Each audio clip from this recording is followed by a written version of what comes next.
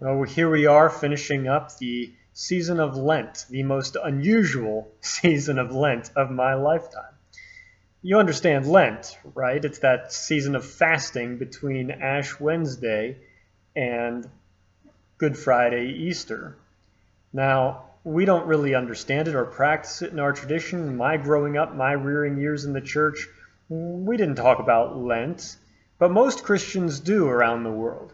They give up something in order to draw nearer to God during this season of Lent. But I wonder how many people said to God, I'm going to give up this for Lent. I'm going to give up meat for Lent. And God said, well, actually, you're going to give up going outside. Now, I'm going to give up going to restaurants. Well, you're going to do more than that. You're going to stay home all of Lent. Oh, and by the way, you're going to give up going to church too. How many people said, wait, how can we fast by giving up church? Why would you want us to give up church, God?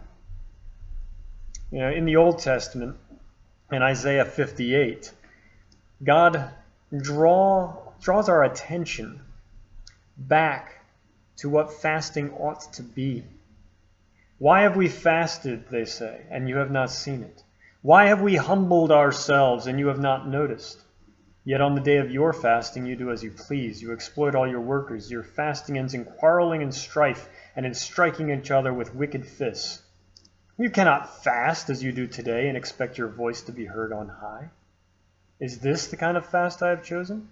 Only a day for a man to humble himself? Is not this is how he goes on, is not this the kind of fasting I have chosen? To loose the chains of injustice and untie the cords of the yoke, to set the oppressed free and break every yoke. Is it not to share your food with the hungry and to provide the poor wanderer with shelter, when you see the naked to clothe him, and not to turn away from your own flesh and blood? Then your light will break forth like the dawn, and your healing will quickly appear. Then your righteousness will go before you, and the glory of the Lord will be your rear guard. Then you will call, and the Lord will answer. You will cry for help, and he will say, here am I. What's God saying in this? He's saying that sometimes people fast. They give up something in order to get something from God.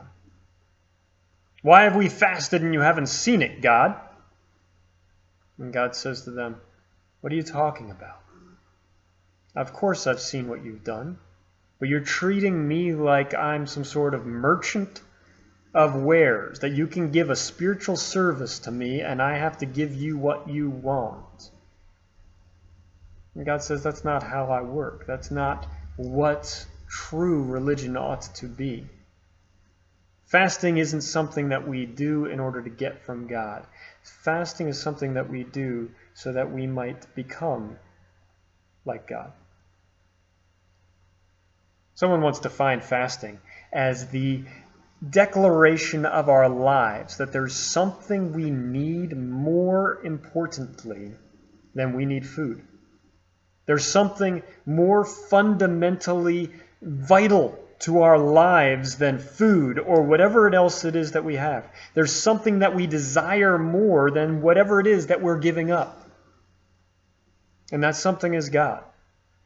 Fasting ought to be a declaration of our hunger for God.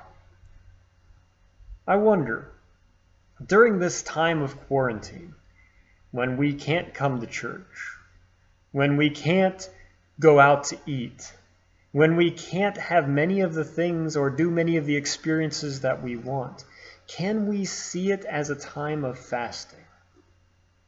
Not some sort of hardship, not some sort of difficulty of our lives, but rather a declaration that God is telling us, He's giving us the opportunity to refocus. He's giving us the opportunity to see that there are more important things in life than what we chase after so often. That there are better things for us that He has in mind.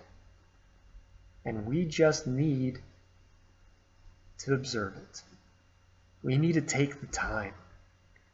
In this time that's been given to us, we need to take the time to see what God is doing and join Him in it. Will you fast this way with me?